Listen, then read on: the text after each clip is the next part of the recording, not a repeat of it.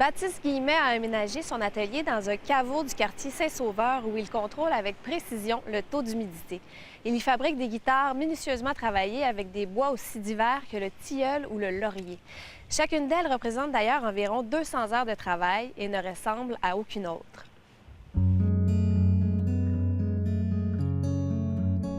J'ai grandi en France et j'ai fait des études scientifiques. Et c'était vraiment trop général. J'avais de la difficulté à avancer là-dedans, puis c'était trop large. J'ai découvert la passion de la guitare adolescent, donc ça a été vraiment une découverte. Mais si je remonte un petit peu plus loin, mes grands-parents m'ont emmené en Espagne quand j'avais 3 ans, puis je me souviens d'une photo où ils m'avaient acheté une petite guitare, puis je m'amusais avec, donc c'est probablement resté dans mon inconscient. Et quand j'ai eu vraiment l'idée de créer les guitares, là, ça a fait vraiment « waouh, ça y est ».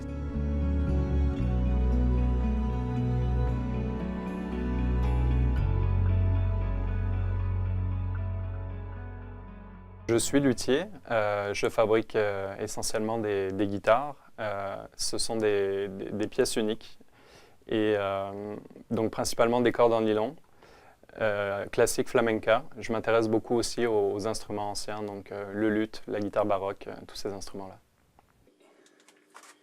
Moi, ce que j'aime, c'est sentir, toucher. J'aime bien prendre les planches, tapoter dessus, les sentir, et je me fie à mon intuition. Ok, ça pourrait faire un bon bois pour du manche, ou ça ferait une bonne table d'harmonie.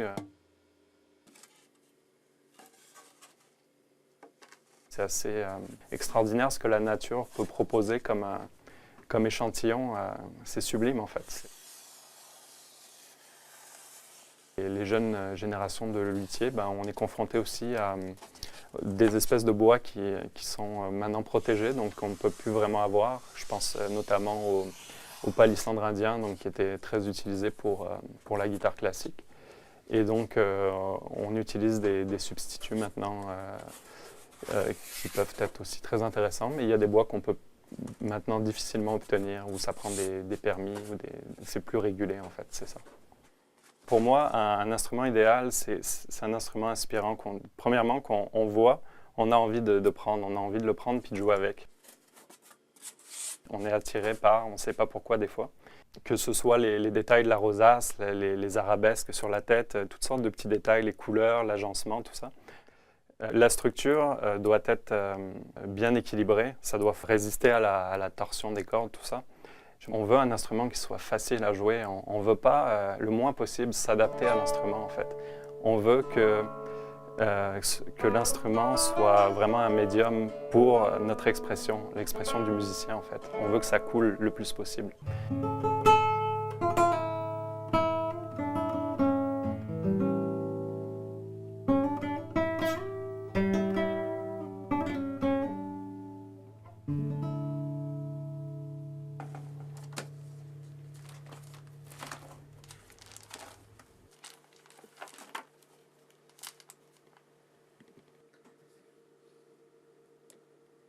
Les rosaces, c'est vraiment un élément qui m'a toujours fasciné dans les guitares. C'est la signature du luthier, bien entendu. C'est comme un mandala, je trouve. Il y a vraiment quelque chose qui se dégage de ce motif-là. Ça a une fonction aussi structurale, donc de renforcer le trou dans la guitare.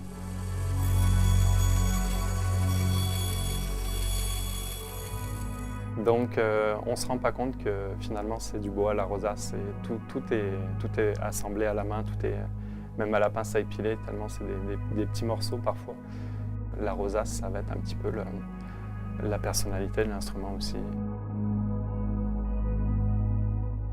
C'est ça, en lutherie, on fait tous nos gabarits en fait. On se fait des outils, même qu'on se patente des choses, comme on dit. On n'a pas le choix. Il faut être créatif aussi à ce niveau-là pour faire avancer notre travail. Donc, se faire des gabarits pour monter la guitare, que ce soit pour plier des éclisses, des petites choses pour découper les rosaces. Donc, il faut être créatif à ce niveau-là. C'est vraiment un univers où on mélange le côté rationnel et le côté intuitif, en fait. En tout cas, pour ma part, c'est vraiment un bel équilibre des deux côtés.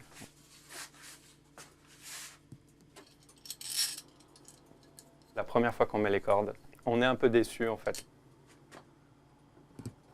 Au début, c'est comme un bébé qui naît, hein. C'est le premier cri, c'est pas toujours harmonieux, hein. La guitare, c'est pareil, il faut que ça se place.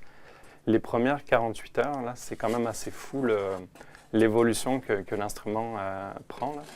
Et bien entendu, c'est de peaufiner les ajustements pour que l'instrument puisse donner le meilleur. Mais au début, non, c'est pas toujours concluant. Je nomme la plupart des instruments spontanément, en fait, parce que ça devient un peu comme des personnes. En fait, il y a une vie qui se développe à travers cette coopération entre le luthier et la matière. En fait, c'est toute une vie qui prend forme à travers l'instrument, une personnalité qui se dessine, mais qu'on rencontre finalement à la toute fin quand on met les cordes. Donc, c'est vraiment un mystère jusqu'au bout. On essaye de cerner aussi les besoins des gens, parce que les musiciens, des fois, il faut être capable de capter ce qu'ils demandent en termes de son. Des fois, c'est précis, mais des fois, ça peut être complètement flou. Et c'est de faire essayer des instruments, d'essayer de voir qu'est-ce qu'ils aiment et de le retransmettre dans finalement un assemblage de matériel.